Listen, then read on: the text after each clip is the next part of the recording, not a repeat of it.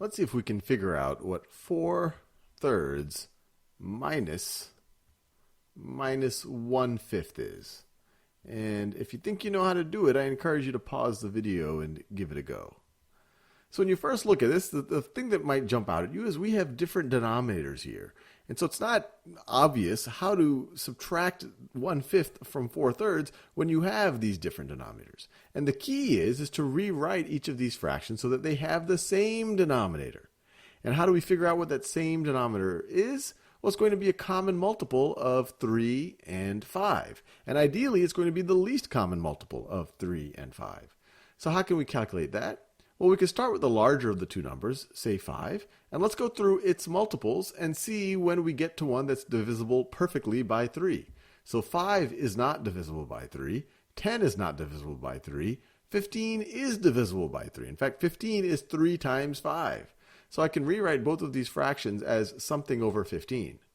So what's 4/3 if I were to write it as something over 15?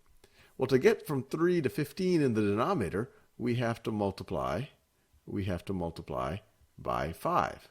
So if you multiply the denominator by 5, if you don't want to change the value of the fraction, you have to multiply the numerator by 5 as well.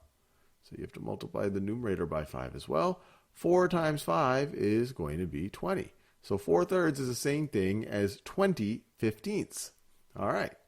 Now how would we rewrite 1/5 as something over 15? So we're going to have 15 in the denominator. Well, to go from 5 to 15, we have to multiply by 3. So if we multiply the denominator by 3, we have to multiply the numerator by 3 as well. So times 3. 1 times 3 is just 3. So 4/3 minus 1/5, we can rewrite that as 20/15 minus 3/15. And now this becomes a lot more straightforward. What is this going to be? Well, this is going to be a certain number of 15ths. We have 20 15ths, and we're taking away 3 of those 15ths. So we are going to have, if you have 20 of something and you take away 3 of them, you're going to have 17 of those things. In this case, we're talking about 15ths. So this is going to be 17 15ths. And if we wanted to write it as a mixed number, we could say 15 goes into 17 one time with a remainder 2. So it's 1 and 2 15ths. Let's do another example.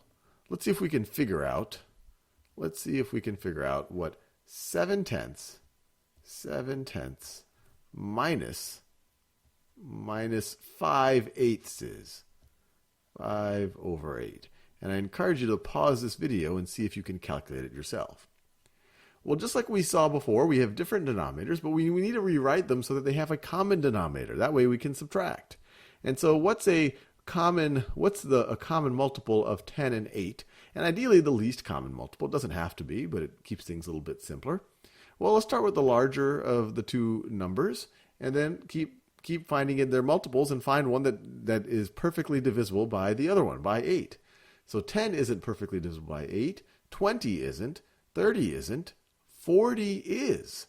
40 is a multiple of 10 and it's a multiple of 8. In fact, it's the least common multiple of 10 and 8. So we can rewrite both of these fractions as something over 40. So that's going to be something over 40 minus something over 40. Minus something over 40 is equal to something. So 7/10 is what over 40? Well, to go from 10 to 40 in the denominator, we multiplied by 4. So we have to do the same thing in the numerator. Multiply the numerator by 4. 7 times 4 is 28. So 7/10 is the same thing as 28/40. And now let's do the same thing with the other fraction. To go from 8 to 40 in the denominator, we had to multiply the denominator by 5. 8 times 5 is 40. So if we multiply the denominator by 5, we have to multiply the numerator by 5 as well. 5 times 5 is 25. So 7/10 minus 5/8 is the exact same thing as 28/40 minus 25/40. And now this makes a lot of sense. It's going to be a certain number of 40ths. If I have 28/40 and I take away 25 of those 40ths, how many 40ths am I going to have left? Well, I'm going to have 3 40ths left. 28/40 minus 25/40.